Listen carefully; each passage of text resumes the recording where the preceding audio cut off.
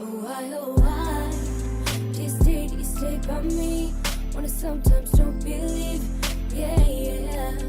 Hello everyone, I'm Victoria, and I'm Olivia, and this is Live Victoriously. So today's topic is going to be on healing. So we saw this meme on Instagram, and I'll insert it here. It says, nobody really tells you this, but sometimes the healing hurts more than the heartbreak. And I shared it like 2 times because that really like resonated with me this past week, this past year, this past life. Literally past life. But just reading that, it was shocking, like how I've never heard it out loud before. But it is like so true that, you know, some things that we go through, you know, it hurts, you know what I'm saying? But at the same time, I feel like it brings us joy. So we don't necessarily equate the hurt that it brings. And then like when we're walking out of it, that's when you like, oh, I was really stuck. Like I was really in this. Like I was really dragging this along. And then you like, you trying to heal, you know what I'm saying? You trying to make it seem like everything is good, but you coming home crying every day. And I'm like, oh my God, like it be too much. Like this past week, last 2 weeks, bruh, the most emotional time of 2020 for me. Like just healing from like ex relationships and things. I just been like, this is ugly. I don't like this. Why am I still crying? Like one day I'll be good, and then the next day I'm like balled up. Like he just left me today. It's a lot. But the meme honestly speaks a lot of truth. So we decided to talk about the healing process and what does healing look like to you, and you know, just the ugly nitty gritty parts that people don't really talk about at all.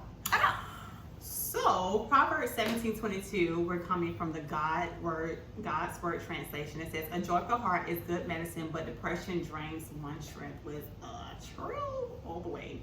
So healing.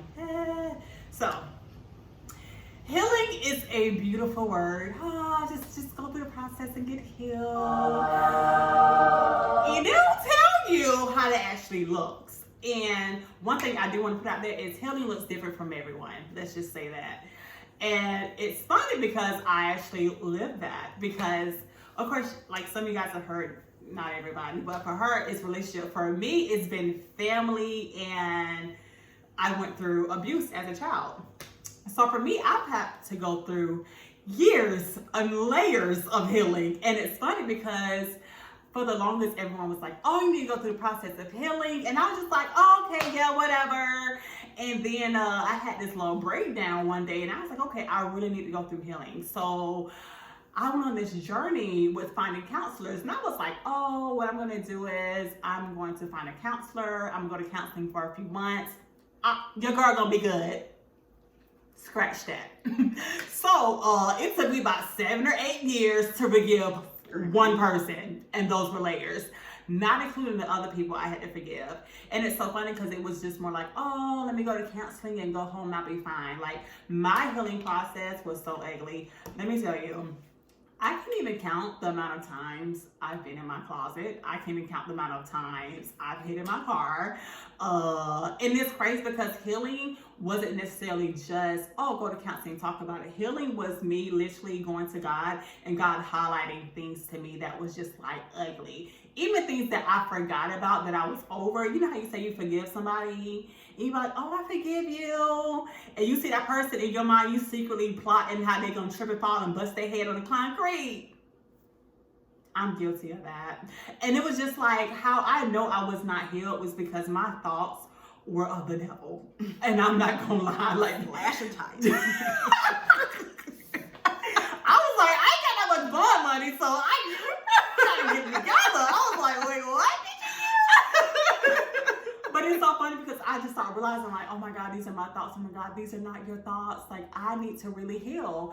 And another thing that I realized through my healing was the way I was talking to people, the way I was acting towards the individual. And I was like, yeah, this is not what I thought it was going to be. I thought healing was going to be go to counseling, talk, go home, and I'm peaches and cream.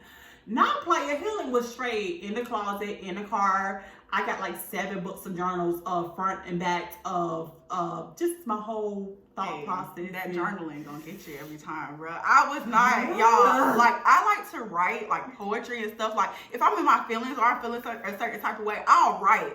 But Victoria was the one that's like, hey, sis, if you feel some type of way, you need to like journal what you're feeling. You know what I'm saying? I got a whole journal that's like, I hate this nigga, da, da, da, da, you know what I'm saying? But it's just like, you see like the process of like what you're going through. Yeah. And one thing I don't think I realized about healing is that in the healing process, you have to allow yourself to feel those emotions. You can't just like numb them and think it's gonna go away. Or you can't be like, I was mad, but I am happy now. Like, it don't work like that. Like, you have to really be like, listen. Hey, God, I'm mad at this person because he lied, cheated, da da da da da. I feel disappointed. I am hurt. You know, I feel betrayed. You got to be real honest. And some days you're gonna be sad. And one thing I don't like is when somebody's giving advice and they're like, it'll be okay. I understand. Just pray about it. Like, don't try to band-aid my emotions. Let me feel that. Because in me feeling that, that's me confronting what's going on inside of me. Then I'm able to pray about it, bring it to God, and be like, hey, God, I need you to fix this. Because, you know, this is making me angry. This is making me bitter. This is making me, you know, I'm saying I want to be single for the rest of my life. Like, it's just, it gives you, like, this honesty with God. And I feel like people think, like, God is all-knowing. And yes, he is. But he still wants you to come and confess what you're feeling and what you, like, the thoughts that are going on. So he can, like, help you realize, you know what I'm saying? Like, oh, I didn't even know I was still dealing with that. Like, it'll bring some stuff up out you that you be like, oh, I thought I was over that. You like, no, I'm not over that. No, exactly. And one thing I love that when she was talking, that's something that stood out to me that God really had to deal with me is, for one, you have to be so truthful. As Christians, we're like, oh, God is not a God that hates, you know, there's a certain way you have to come to God, a certain way you have to talk to God. Listen, when I was going through healing, like, I really told God, like, listen, this person violated me at a young age. Like, you really took advantage of me. And my journaling wasn't, dear baby Jesus, dear God, dear Abba Father. Exactly. I want my nigga to drop dead and die right now. And y'all probably like, oh my God, Victoria. No, that was the God's truth. Like, no, like, I want somebody to come and come get you, like, for real. Like, my thoughts were nowhere near the Bible. It was nowhere near Christianity. Like, and it was just so crazy because I just remember, like, having the most craziest thoughts. And, like, those moments with God, I was so honest with him. And it's so funny because some people may be like, oh, you shouldn't talk like that. You shouldn't think like that. Well, for one, God is not all-knowing. For two, I'm a human. For three, the spirit of anger exists and it's real. And your girl, I still struggle with it a little bit, but you know, he's working on me. Oh my but for the most part, I dealt with this heaviness of just hate for the longest. When I say hate, I mean, like, when you looked at the definition word of hate, your girl was there. And I was just definitely unprocessed. Like, I would backlash and just do like some crazy stuff and say some crazy stuff to people. And I was like, yeah, you real hurt. Like, you not hurt. You hurt. You hurt. Like, you really like not healed. And of course, we know, like, when we go through like brokenness and we're broken down by someone, especially when you're like a good-hearted person, like, that stuff goes so deep because it's like, why do good people get hurt? And that's just like, that's the story of my life. I feel like a lot of people, like, for me, it started off daddy issues. You know what I'm saying? Yeah. My daddy was very much like in and out or whatever. And so when he passed when I was 17, I was just like, you know what I'm saying? A part of me felt bad because I was like, he was like trying to reach out like before he had passed away. And I was just like, no, I don't want to talk to you. Like, you had been going years without talking to me. I don't need to rush to talk to you. You know what I'm saying? But then he passed away, and I was just like, wow, like, I didn't realize all these emotions I had and feelings I had that I realized I would never get to say. And that kind of like translated into a relationship with my mom. Like, me and my mom were super close at one time, and I was just like, this is the only parent I got. Like, I gotta, you know what I'm saying? I gotta treasure her. Like, that's it right now. And then growing into adulthood, it was like relationships. Relationships is, yeah, like you said, my thing. Like, this is honestly the first time I have been single for an extended period of time since I've been 19. Yeah. And that's scary, y'all, because I'm 27. Like, and it was just me looking for that love that I felt like I could never get, or, you know what I'm saying, that acceptance from a man that I could never get because I was looking for that in my father or whatever. So just like I'm saying, looking for love in all the wrong places, you know what I'm saying, and trying to prove my loyalty and show that I was worthy. That was my thing. I was trying to show people that I was worthy of being loved, and that meant taking whatever somebody threw at me and be like, I can handle that. It's okay. I can do this because, you know what I'm saying, I can be loved. You know what I'm saying? But that translated, honestly, into me not really being loved at all. That translated into me being accepting things that I shouldn't have accepted. And y'all, even in that, I was wilding out. Y'all, like, I was in a relationship, but I was wilding out. When I say slashing tires, like, it was a thing. Like, I was part-time at work. I was like, I don't have that much money. You cannot be out here slashing tires. I was slashing tires. I mean, we was fighting in parking lots, you know what I'm saying, breaking phones. Like, y'all, the toxic relationship that Facebook glorifies, that it was that. And in the moment, I was like, this is real love. You know what I'm saying? I was like, this is how it's supposed to be. Oh, we throwing hands? You know what I'm saying? He loves me. He pushed me. He loves me. Like, no. So it's like, hindsight, I wasted so much energy and time, not trying to bash him, but the relationship, it was not a good relationship, and it's not where I was supposed to be, and it translated into me like just losing myself. And then coming out of it now, I'm just like, who am I? What do I do? What do I even like? You know what I'm saying? And my healing process is honestly finding myself, finding who Liv really is, and having a personality outside of a guy. Bro, this is so funny. This is perfect. And I feel like she just told her story. And I'm sitting here like, girl, amen. And God is like, so I know you're going to tell your story, right? And it's funny because, like, I'm beating around the bush. Like, yeah, you got to heal. And God is like, She's very much beating around the bush. so you're not going to tell your story? So let me just throw that out. First of all, I was molested at the age of 15 by my mother's ex-husband. And that's where, like, I became like this numb person. And I became this person where I developed a fight in me. Like, it got to the point where, and this is where you become this person that you're not. Right. And it's like I developed this fight in me where it's like if somebody like said something to me and I got offended or felt some type of way, it's like I would rip them to pieces to let them know you can't take advantage of me, because that happened before. So it was like, I'm not gonna let this happen again now that I have a voice, because then it was like my voice was so minute, like it was like little to nothing. Like I lived in like fear for like years before it happened, and then once it happened, which that's another story for another day, but it was so much manipulation leading up to it, and then it happened. So then after, I gained this like anger, like all this stuff that I was dealing with. And it was like, for her, it was relationship. For me, I have not been in a relationship. I cannot tell you when the last time I've been in a relationship, because it was more like protecting myself, not trusting a man, not trusting. I wasn't gonna go, like I wasn't dating a woman, but now I'm not gonna say I didn't struggle with it, but it was just like, for me, I was so broken and not healed, where I developed this character of myself that I knew I wasn't. Right. So it was just like, that's how I knew I just was not healed. And even in the healing process, I had to be so honest with God about, this is what happened to me. And another thing that you have to be honest about is how you feel towards God. Stop sitting here saying, oh God, like, of course we need to acknowledge God, that we love him, that we care about him, that he's everything to us.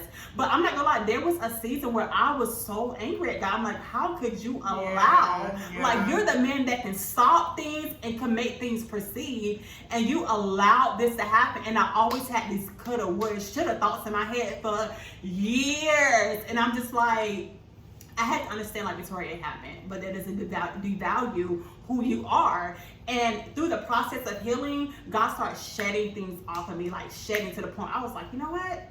I do like to smile. I do like to laugh. Like, I started realizing who I was as a woman of God, a young lady of God, and that, you know, I am this type of person. I'm not this angry person. I'm not this person that don't like to date. Like, for the longest, I was like, I'm not getting married. I'm not having kids. And God was like, oh, by the way, I got a husband for you. No, you don't. Oh, by the way, you're going to have 3 kids, and this is the order they're going to come in. Whatever. Like, I'm so sick. Like, my healing process, I was like, God, you're not doing this. I'm not accepting it. God, I'm mad at you. But once I got over that I'm mad at God situation, like, he really started just, when I say, like, ripping me apart, I felt like one day I couldn't breathe, the next 2 seconds I could, and then it was like I couldn't breathe again. I was like, Lord, this is the roughest process ever. But what we have to understand, there is so much beauty in healing.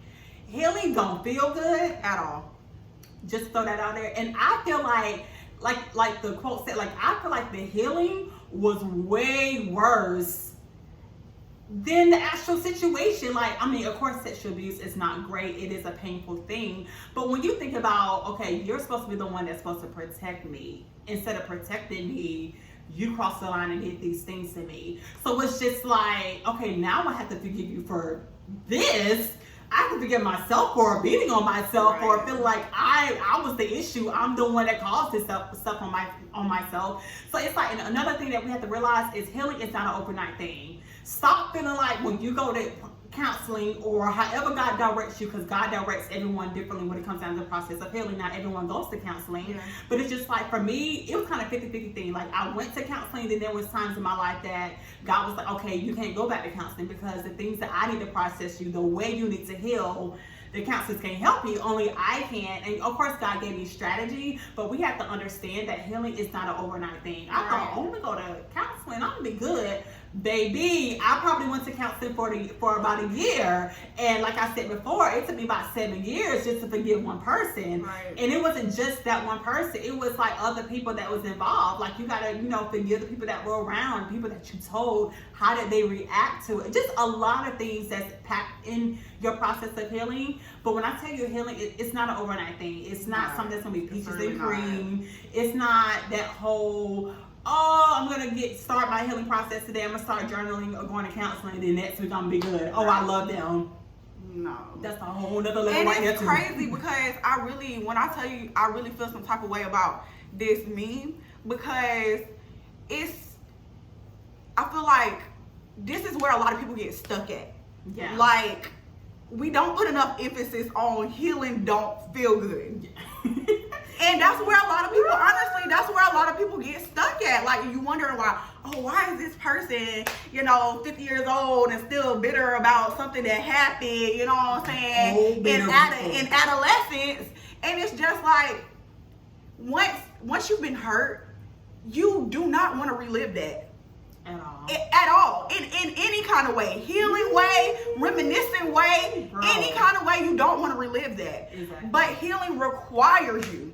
It requires you to feel those emotions.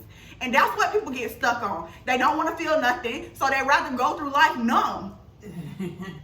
But you're walking through life numb, hurting other people. Exactly. And yourself. So it's just like, when you see people that's kind of like struggling, or you see somebody, and my thing is, I always used to be like, I used to come in, y'all, to church or anywhere with full-blown attitude. And not an attitude because I didn't like people. I mean, but an attitude because I was hurting. Yeah. And it hurt me that I could walk in a place and people weren't sensitive to what God was telling them, or seeing what other people are going through, and they automatically be like, oh, she got an attitude. Oh, she acting stank. Oh, she stuck up. Not even realizing in that point in my life, I was battling some of the roughest things emotionally that I've ever gone through. I was literally saving face to come home to cry. Like, I just needed to smile for 8 hours out the day to get home so I could be in my house crying.